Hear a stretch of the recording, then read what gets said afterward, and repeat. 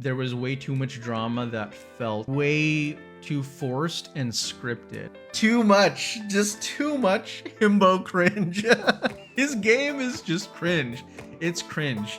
He's man is too horny for his own good. Season 1, they really tried to paint Christine as if she was this primary villain, but it was Kane. It was Kane all along. I think that Bling Empire is the strongest when they take you behind the curtain and they don't just tell you that they have a fabulous lifestyle, but they actually show that to you.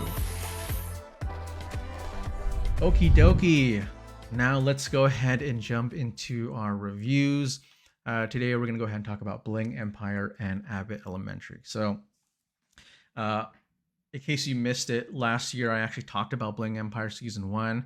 In general, I just didn't think it was great.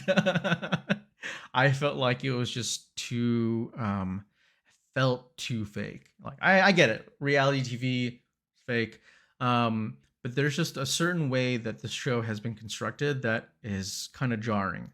But I want to go ahead and jump into it. Let's talk about Bling Empire Season 2 and 3 first.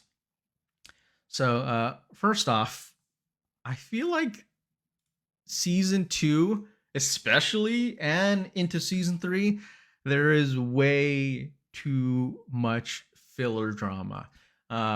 There was way too much drama that felt way too forced and scripted. And I know that there are conversations that are like, oh, well, reality TV is just, it's real. You just turn on the camera and you go. But there's a sliding scale when it comes to reality TV. Some reality TV is truly organic, where it's like it's actually person on the street filming, and this is what's actually happening. People are being really this messy. But then there are also forms of reality TV where either there is a soft script of like, okay, this is how this scene's gonna react. We need you two to fight.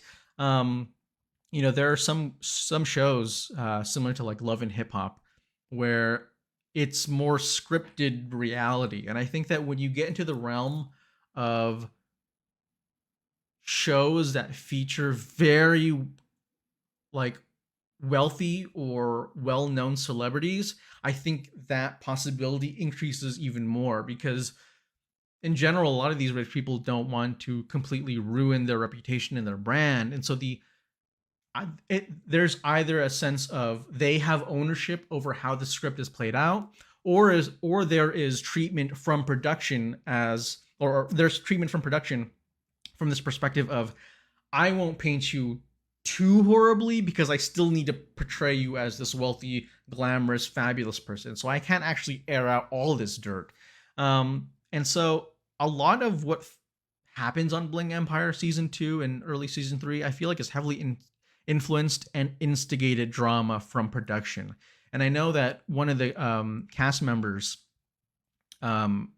she actually was talking about on her Instagram stories about how a lot of what happened on Bling Empire was like manufactured and edited crap from production. And so you can just tell that there's a lot of editing that is done to remove a lot of context, a lot of dirt, and I think it just leaves for a generally kind of blah type of drama. Like a lot of the drama that does happen, it just feels like it doesn't need to be an argument, and they kind of blow it up to make it a thing. Sierra says Kane had way too much camera time because he caused all the drama. Oh yeah, I mean he is. I'm gonna mention a little bit later, but he is the villain of the show. All right, next point over here. Too much, just too much Himbo Cringe. So look, I get it. I get that Kevin, that's his character in the show. He is the handsome Asian dude who's good looking but dumb as a rock. Like, he's just a very clueless guy. But at the same time, like, part of me feels like, bro, you can't be that clueless. I don't know if he's like hamming it up, but Kevin just his game is just cringe. It's cringe. He's the man is too horny for his own good. He's too desperate for anybody, and it's it becomes uncomfortable at times to just hear him try to like get to know these women, and he just doesn't get the hint. You know, he doesn't get the hint that Kelly doesn't like him. He doesn't get the hint that Kim doesn't want him. And just seeing this man strike out, it just it's painful. But also at the same time, like those relationships that he had with Kelly and Kim, it just it almost feels like it didn't happen. Like him and Kelly don't even talk about the fact that he was hitting on her the whole first season. Like that was his main mission basically. And then season 2 he starts trying to date Kim, and that's just the new arc. And it just felt more like, oh, they didn't work out, like Kevin and Kelly didn't work out, so who's the next cast member who's single and appropriate to date? Oh, Kim. Let's ship that relationship. And so it just feels very much like a relationship that production wanted to happen, and it feels like that. It doesn't feel like an authentic, you know, like thing that they wanted to do. It doesn't even feel like Kevin wanted to really date her. It just seemed like the dude was horny. All right, next one over here, Kane the Villain. Look, season 1 of Kane, they try to portray him as like super rich and fabulous, and oh, he's so cool. I'd love to be Kane's friend. But then season 2, season 3 came along, and they kind of they went mask off and show that Kane's his true character. He's the drama and shit talking person. He's always been that way. He's sort of the Regina George of Bling Empire, with just the way that he will be on the phone with somebody and saying, "Oh my gosh, yeah, you're great. I love you." Hangs up the phone. Gosh, this person. Oh, I fucking hate them. I can't imagine trying to be friends with somebody like that, let alone being on a show with somebody like that. But it's funny because season 1 they really try to paint Christine as if she was this primary villain, but it was Kane. It was Kane all along. But I think what made me think was like, is he the real villain or is he the sort of scripted convenient villain? Because I feel like without the petty beef that happens because of Kane's shit talking, a lot of the drama that happens throughout season 2, season 3 just would kind of be irrelevant, And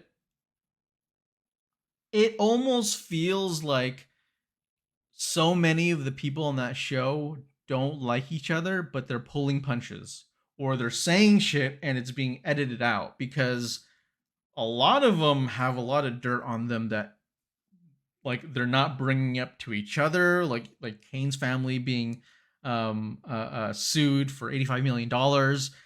No one really brings that shit up. No one really brings up any of Anna's history. Like it feel like you can feel that this show is hardcore reputation laundering.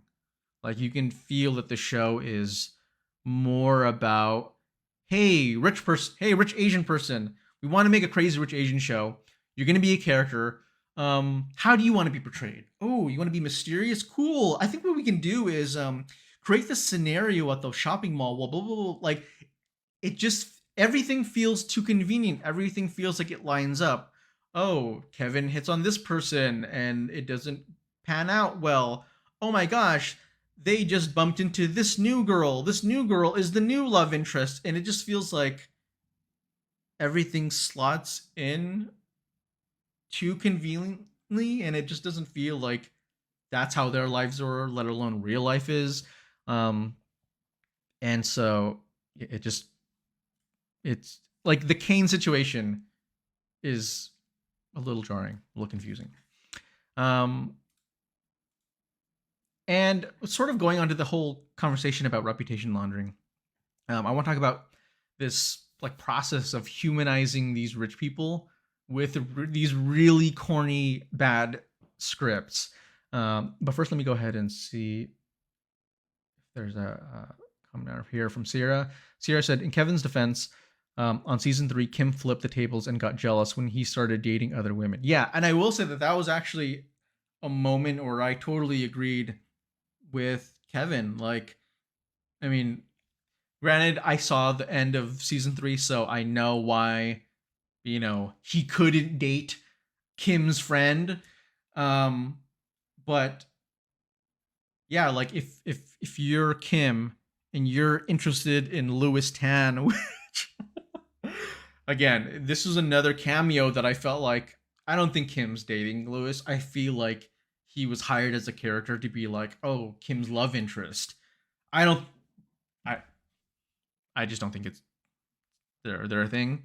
Um and so I just I I didn't get why she was trying to like control who Kevin dated.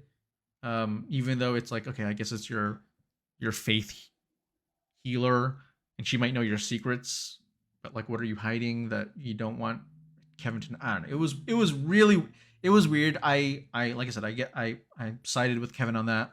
Um, but that was also something that like I felt like was drama that didn't need to be drama.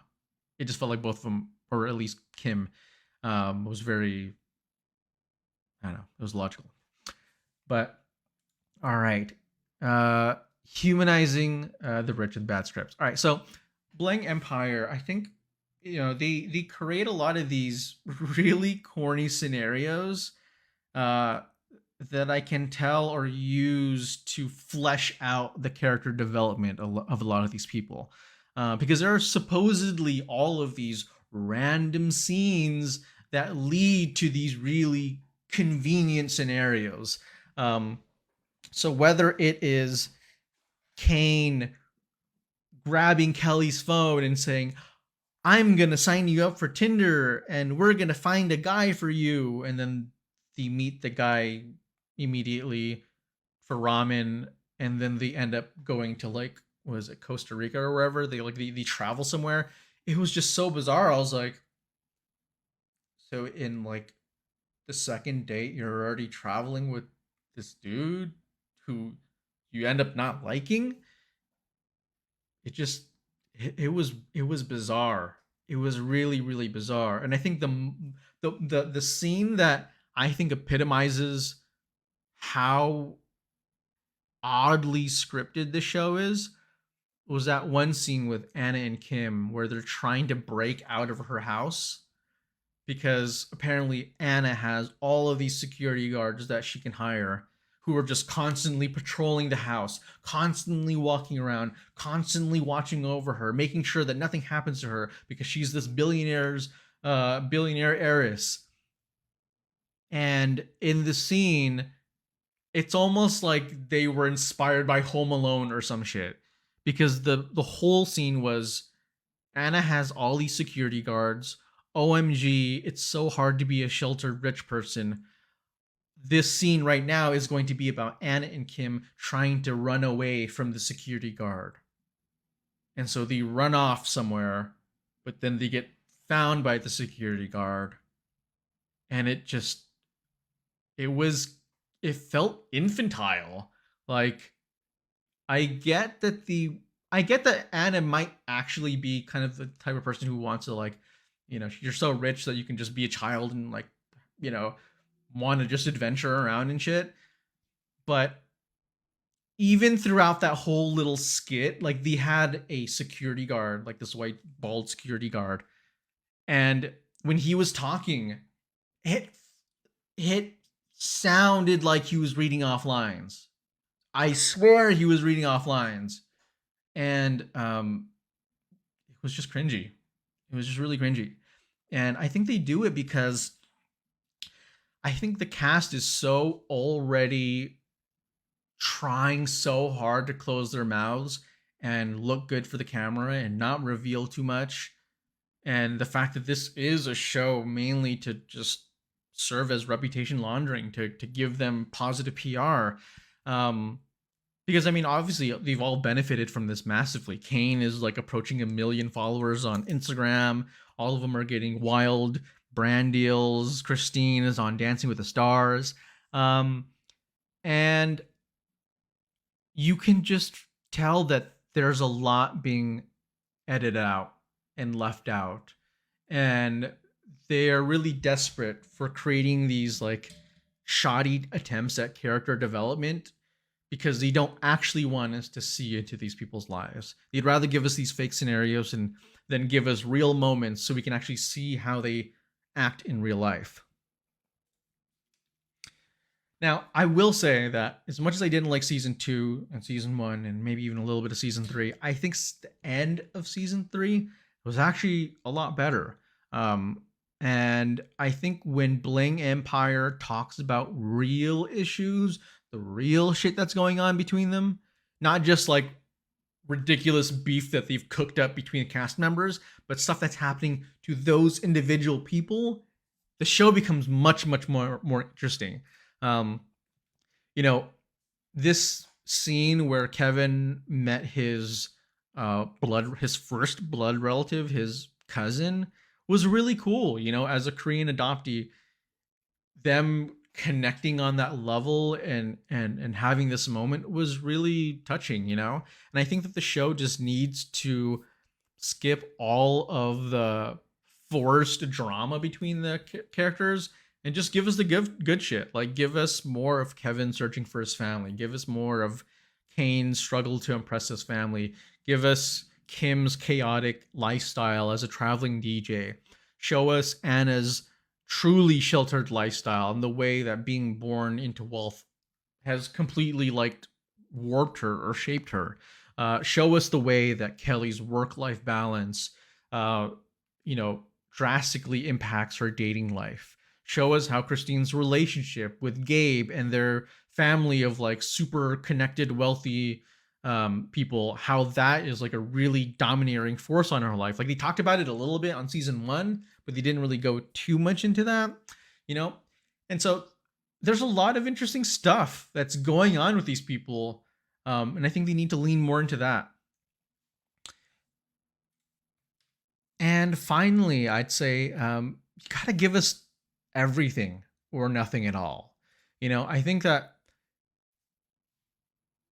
with a show like Bling Empire, we're kind of given this opportunity to watch a show about people's lives that we shouldn't know about. You know, like I think the allure of celebrity lifestyle type of reality TV isn't, we don't watch this shit just because, oh, I genuinely like Anna Shea and her work.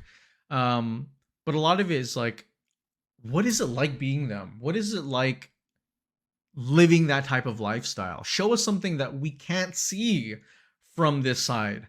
And so I think that Bling Empire is the strongest when they take you behind the curtain and they don't just tell you that they have a fabulous lifestyle, but they actually show that to you. And I think this is the primary appeal of why people watch, this type of content. Like why a lot of regular folks want to watch their content. They want to have a window into these people's lives. And I think a lot of us can tell when the window is fake or when you're presenting something that is kind of half-assed and not truly authentic. All we're getting on the show are these like really, really high highs of, oh, Christine is,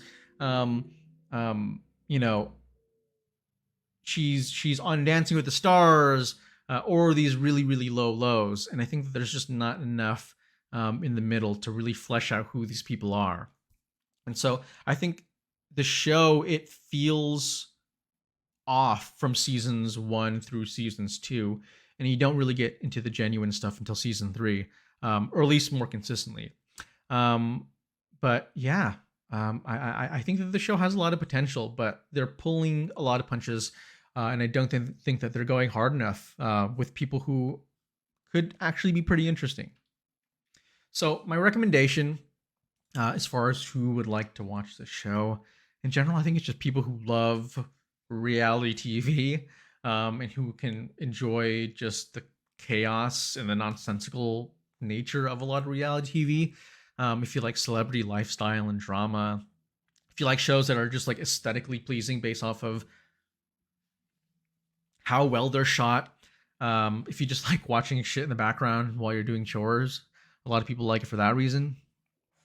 But overall, I still think that it's not a great show. I think it's a good show, but a good show is like, you know, like I said, you can watch it while you're doing chores because if you miss something, you don't really miss something. So I give it a 2.5 out of 5.